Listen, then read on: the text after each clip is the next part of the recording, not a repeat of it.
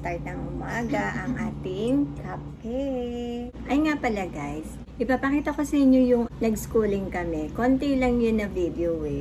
Gusto ko yun na laging binabanggit kasi gusto ko ma-encourage din kayo na makapag-enroll sa TESDA. Lalo na yung mga full-time mom.